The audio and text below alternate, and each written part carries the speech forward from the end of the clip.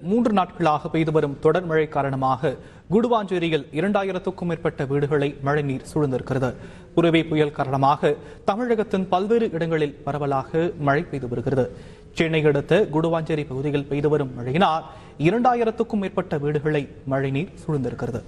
உதயசூரியன் நகர், மகாலட்சுமி நகர், அமுதம் காலனி உள்ளிட்ட இடங்களில் கடந்த 3 தினங்களாக வெள்ளம் வடியாமல் உள்ளதால் மக்கள் கடும் அவதி அடைந்திருக்கிறார்கள். அத்தியாவசிய பொருட்கள் வாங்குவதற்கு கூட வெளியே வர முடியாத சூழலுக்கு மக்கள் தள்ளப்பட்டிருக்கிறார்கள். அதிகாரிகள் வந்து பார்த்து மட்டும் செல்வதாகவும் எந்த நடவடிக்கையும் எடுப்பதில்லை எனவும் இப்பகுதி மக்கள் குற்றம் சாட்டியுள்ளனர். ஆனால் 4 நாளாக தண்ணி இதே அளவு நின்றுட்டே இருக்குது. தண்ணி கொஞ்சம் கூட வெடியில்லை. இங்கே நிறைய குழந்தைகள்லாம் நிறைய இருக்கனால நோய் தொட்டெல்லாம் வரும்னு பயம் அச்சம் எங்களுக்கு இருக்குது.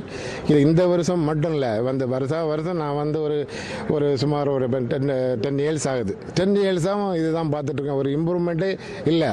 இந்த ஏரியாவில் இந்த மழை சீசனில் மட்டும் ஃபுல்லாக எனக்கு கிட்டத்தட்ட இடுப்பு அளவு தண்ணி பயங்கரமாக இருக்குது. ஒரு அத்தியாவசிய பொருள் வாங்குறது கூட வெளியில் போக முடியல. அரசு அதிகாரிகள்ட்டெல்லாம் சொல்லிட்டு தான் இருக்கோம்.